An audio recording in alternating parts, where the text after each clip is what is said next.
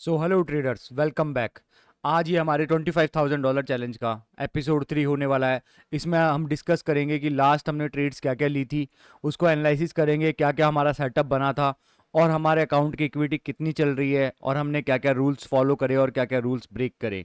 So guys, without further do, let's get started with the video. तो traders, अभी अपनी जो इक्विटी है वो 5% पे आ चुकी है, -5% पे। ठीक है, तो अभी 5% पे आ चुकी है। इसका रीज़न क्या है कि मैं आपको 20 तारीख से समझाता हूँ। लास्ट वीडियो में आपने यहाँ तक का एनालिसिस देख लिया होगा जो मैंने बताया था। ये 17वीं तारीख का, 17 मई का, ठीक है, ये आपने देख लिया होगा। अभी अपन बात करेंगे 2021 और 22 को, इनका क्या सिनेरियो चल रहा है। 22 का तो आज अभी हाफ सेशन कंप्लीट हुआ है, उसके बाद में मैं वीडियो रिकॉर्ड कर रहा हूँ। अभी जो न्यूयॉर्क सेशन है वो लेना बाकी है, उसके बाद में ही ये आपको देखने को मिलेगा।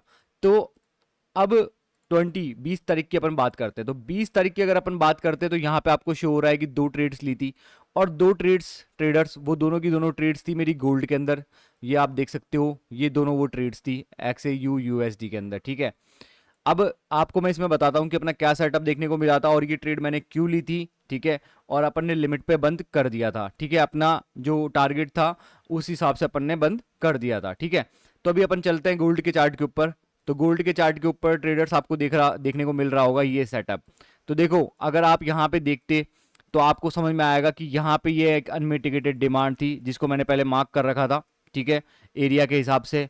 और मार्केट क्या करता है, अपना सेटअप क्या बोलता है, अपना सेटअप ये बोलता है कि किसी भी मार्केट एरिया पे आने के बाद में अगर प्रीवियस किसी भी 15 मिनट की सप्लाई या डिमांड को निकालता है, उसके बाद में जब रीटेस्ट करता है तो यहाँ पे अपन ट्रेड लेते हैं और अपना टारगेट होता है 1:3 मैक्सिमम, मतलब 1:3 पे अपन को लॉक करना होता है। ठीक है, अपन रिस्क टू रिवॉर्ड रेशियो है, इसको मैनेज करते हुए चलते हैं। ठीक है, अभी ये क्या हुआ कि देखो, यहाँ पे ट्रेडर्स दो ट्रेड कैसे देखने को मिल रही है। जो फर्स्ट ट्रेड थी ट्रेडर्स, यहाँ पे जो मेरी एंट्री थी वो अर्ली एंट्री हो गई थी। ठीक है, उस अर्ली एंट्री के कारण क्या हुआ कि अपन को $50 का लॉस देखने को मिला, मतलब $48 का। ठीक है, उसके बाद में क्या हुआ कि अपन ने इमोशंस को नहीं आने दिया कि यार ये ऐसे, क्योंकि क्या होता है कि यार आप क्या करते हैं, जो जनरली लोग बाग क्या करते हैं कि अरे यार यहाँ पे मेरा एसलेट हो गया, अब मैं क्या करूँ, जल्दीबाजी करते हैं। नहीं, पर अपना सेटअप एरिया प्रेजेंट था, अपन यहाँ पे डरे नहीं, अपन को फियर नहीं आया। तो अपन ने क्या करा, यहाँ पे फिर से एंट्री ली तो $50 के रिस्क पे अपन ने 1:4 का टारगेट अचीव कर लिया इजीली इस ट्रेड पे। और ये रात का टाइम ज्यादा हो गया था, तो क्योंकि मैंने अभी तक कोई भी ओवरनाइट पोजीशन होल्ड नहीं करी थी तो मेरे को कोई आइडिया नहीं था। तो यहाँ पे जब रात का टाइम ज्यादा होने लगा तो मैंने यहाँ पे मार्केट को आराम से 1:4 पे निकाल लिया था, क्योंकि 1:3 पे अपना लॉक था और 1:4 पे जाते ही अपन निकल गए। ठीक है, तो ज्यादा लालच भी नहीं करना ट्रेडर्स। अगर आपको सेटअप ट्रेड्स दे रहा है 1:3 और 1:4 आपको मार्केट इजीली दे रहा है, तो कोई जरूरी नहीं है कि आप 1:10 अगर बुक करोगे तो ही प्रॉफिटेबल होगे, या फिर 1:20 बुक करोगे तो ही प्रॉफिटेबल होगे। अगर आप 1:3 भी कंसिस्टेंटली गेन कर सकते हो तो प्रॉफिटेबल हो सकते हो। ठीक है, बस आपका रिस्क फिक्स रहना चाहिए और रिस्क से इश्क रहना चाहिए। ठीक है, अब अपन बात करते हैं 21 तारीख की। ठीक है, अब देखो यार, आपको देखने को लग रहा होगा, क्योंकि मैंने लास्ट वीडियो में बताया था कि अपन कोई भी ट्रेड लेंगे, कोई भी वो करेंगे तो वहां पे अपना रिस्क लिमिट क्या होगी, $100 की रिस्क लिमिट होगी। बट आपको यहाँ पे $195 माइनस देखने को मिल रहा होगा। अब आप ये सोचोगे कि मैंने भी यार एक तरीके से, चलो ठीक है, मैं रिस्पॉन्सिबिलिटी लेता हूं कि मैंने लिमिट वाले रूल को ब्रेक करा, जो कि सबसे इंपॉर्टेंट रूल है।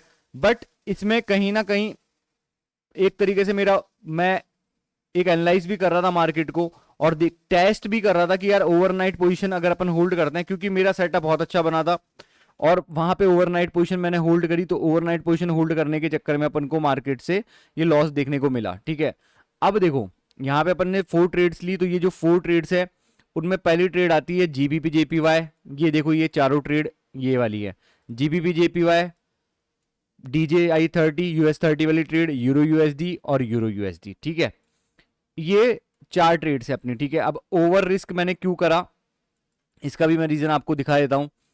अपन चलते हैं चार्ट्स पे और अपन अब देखते हैं जीबीपी जेपीवाई को। तो जीबीपी जेपीवाई पे अगर अपन एनालिसिस करते हैं तो देखो आपको देखने को मिलेगा यहाँ पे क्या सिनेरियो था ट्रेडर्स। यहाँ पे सिनेरियो ये था कि यार देखो मार्केट वही जो मैंने आपको सेटअप बताया, जो मैं सेटअप लेता हूँ, मार्केट किसी भी एरिया से 15 मिनट का चेंज ऑफ करेक्टर देना चाहिए।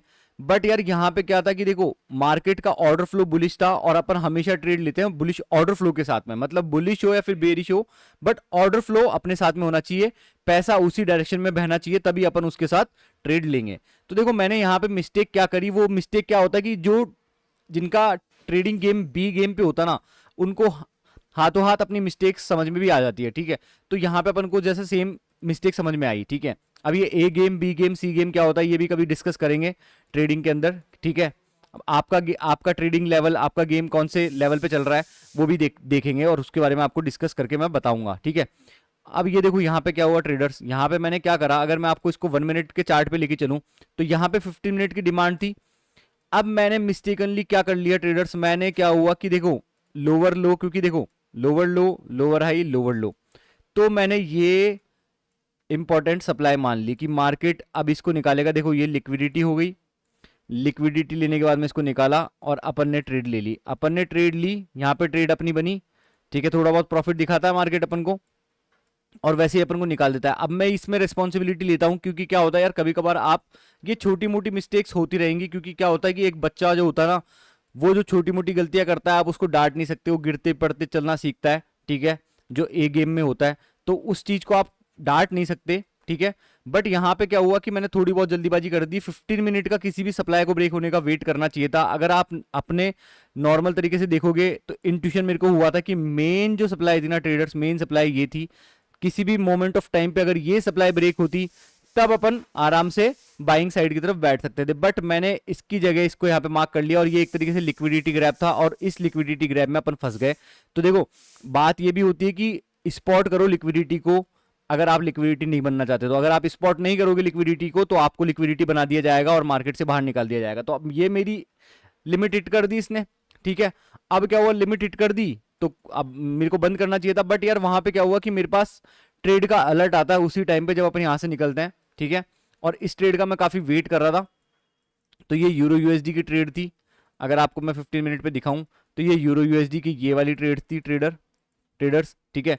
तो यहाँ पे देखो क्या हुआ, ये देखो ये वाली ट्रेड थी। अगर अपन यहाँ पे बैठते तो अपन को आराम से 1:2 मिल जाता मार्केट के अंदर, ठीक है।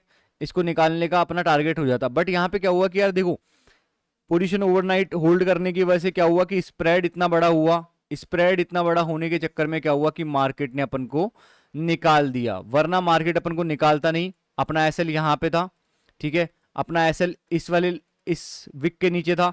बट क्या हुआ कि यार पोजीशन मैंने पहली बार था, पर मेरे को सेटअप पे देखो, सेटअप अगर आप देखोगे तो आपको साफ देखने को मिल रहा होगा कि अगर मैं आपको इनको सबको एक बार हाइड करके दिखाता हूं तो देखो ये सप्लाई थी, इसको मार्केट ने ब्रेक करा, ठीक है।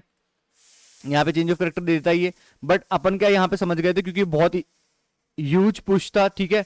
तो यहाँ पे समझ गए थे, तो अपनी एंट्री यहाँ पे हो गई थी, अपना एसएल यहाँ पे था, ठीक है, अपना एसएल यहाँ पे था। बट ये जब ये नीचे आया ना तो स्प्रेड इतना बड़ा हो गया ओवरनाइट पोजीशन के अंदर, जिसकी वजह से मार्केट ने अपन को निकाल दिया। बट कोई नहीं, ट्रेडर्स अपन अपने इमोशंस को नहीं आने दे सकते थे बीच में। अब यहाँ पे क्या था कि ये हाई कॉन्फ्लुएंस ट्रेड थी, ऊपर लिक्विडिटी लाया कर रही थी, मार्केट का ऑर्डर फ्लो बुलिश था, ठीक है। अभी तो इसने चेंज कर दिया है ऑर्डर फ्लो को, मार्केट का ऑर्डर फ्लो बुलिश था, तो अपन उसके साथ बैठे, अपने सारे सेटअप क्राइटेरियाज प्रेजेंट थे।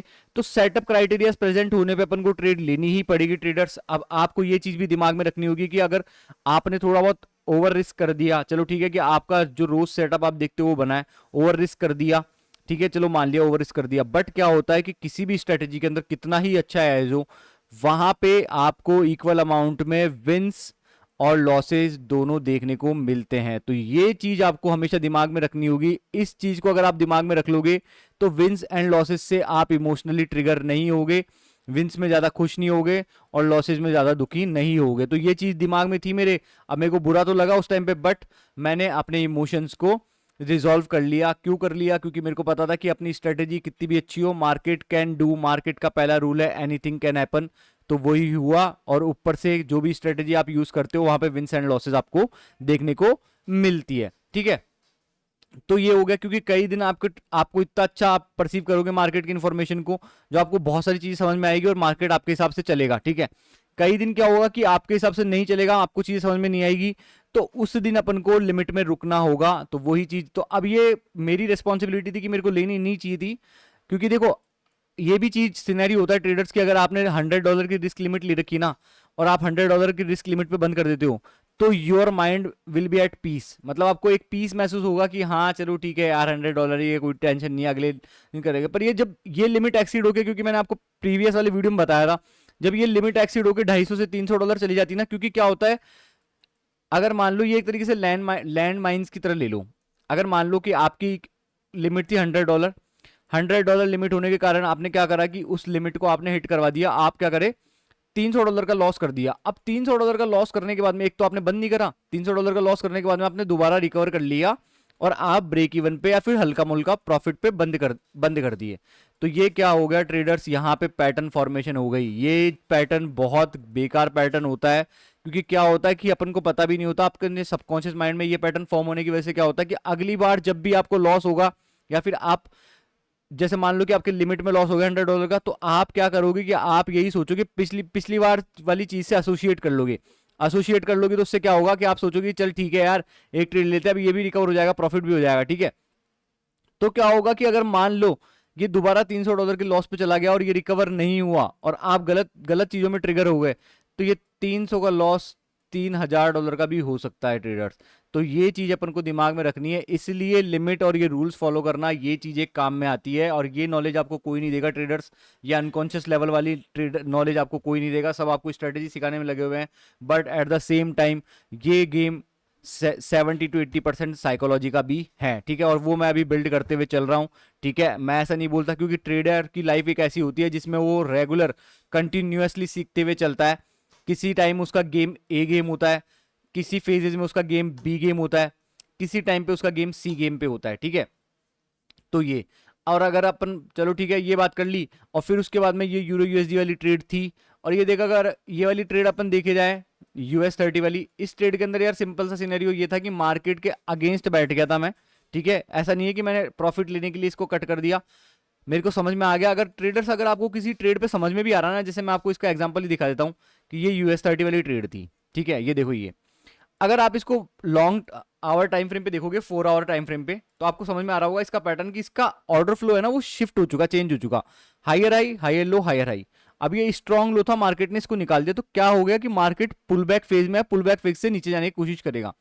तो यहाँ पे क्या करा, देखो यहाँ पे इसने 15 मिनट का चेंज ऑफ करेक्टर दिया, वही चीज 15 मिनट का चेंज ऑफ करेक्टर हुआ, ये रिटेस्ट करा अपन ने यहाँ पे एंट्री ली, बट यहाँ पे मैं समझ गया, इसलिए मैंने यहाँ पे इसको निकाल दिया था ट्रेडर्स, ये जीबीपी जेपीवाई वाले। और देखो मेरा रिस्क ब्रेक करने का ये रीजन नहीं था, बट जब मेरे को $50 वापस मैंने गेन करे ना, तो मेरे पास एक रिस्क लिमिट, रिस्क दोबारा आ गई कि मैं ये $50 दोबारा रिस्क कर सकता हूं।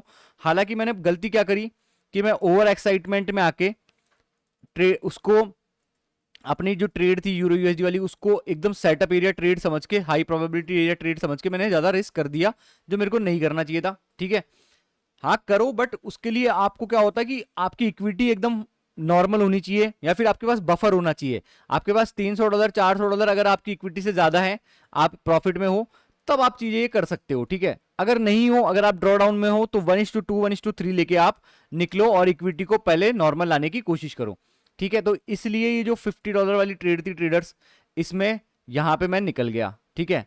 और आज की अगर अपन बात करें तो ये $64 का जो लॉस चल रहा है, वो चल रहा है गोल्ड वाली ट्रेड में। कोई टेंशन नहीं है ट्रेडर्स, इसकी मैं जो वीडियो है कल के वीडियो के साथ ये वीडियो मैं बना के दे दूंगा आपको, ठीक है। आज कोशिश करूंगा, अभी न्यूयॉर्क सेशन स्टार्ट होगा 6:30 बजे से, तो उसमें कोशिश करेंगे, अपने पास एक ट्रेड है अभी, उस ट्रेड को लेके परफेक्ट एरिया ट्रेड लेके अपन कोशिश करेंगे काम करने की। अगर नहीं होता है तो अपन प्रॉपर रिस्क लिमिट पे बंद कर देंगे इसको, ठीक है, और नेक्स्ट डे का वेट करेंगे। तो ट्रेडर्स, यही ट्रेडर की लाइफ होती है, अप एंड डाउन देखने को मिलते हैं इक्विटी के अंदर, बस स्लाइटली होते हैं, वो ज्यादा बड़े नहीं होते। अगर आप ये दिन देख लोगे ना, तो ये दिन आपको डायरेक्टली, मैंने आपको बताया था, ये 5 से 10 दिन आपको पीछे ले जाएंगे ट्रेडर्स। तो ये दिन अपन को नहीं आने देने, अपन ऐसे करते हुए चलो, ये करते हुए चलो, ये करते हुए चलो। यहाँ पे मेरी मिस्टेक थी, ठीक है, बट मैं अब याद रखूंगा ओवरनाइट पोजीशन कभी भी होल्ड नहीं करनी, ये मेरा टेस्ट था पहला, ठीक है। उसके चक्कर में यहाँ पे ओवरनाइट की जो ट्रेड थी उसकी वजह से कुछ भी हुआ मेरी रेस्पॉन्सिबिलिटी है, ठीक है। मैं मार्केट को नहीं दोष दे सकता कि मार्केट ने गलती करी, ये करी। मार्केट एकदम एब्सोल्यूट चलता है, मार्केट एकदम इजी चलता है, न्यूट्रल चलता है, मार्केट के पास इमोशंस नहीं है।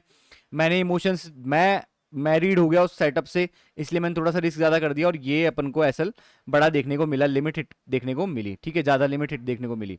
तो ये चीज अपन नहीं करनी ट्रेडर्स। बाकी क्या होता है कि एक ट्रेडर की लाइफ में यही देखने को मिलता है, अप एंड डाउन आते रहते हैं traders, but slightly up and down आए तो चलता है, ये होंगे तो ये लफड़ा होगा, फिर ये ग्राफ नीचे की तरह डाउन में जाता रहता है। तो इससे बढ़िया है कि अपन स्लाइट अप एंड डाउन के साथ चलते रहें और कंटिन्यूअस गेन करते रहें, ठीक है ट्रेडर्स। सो ट्रेडर्स, ऐसी ही वीडियोस देखने के लिए आप मेरे चैनल को सब्सक्राइब कर सकते हैं, हम सब कर सकते हैं, we all are limitless. Thanks for watching.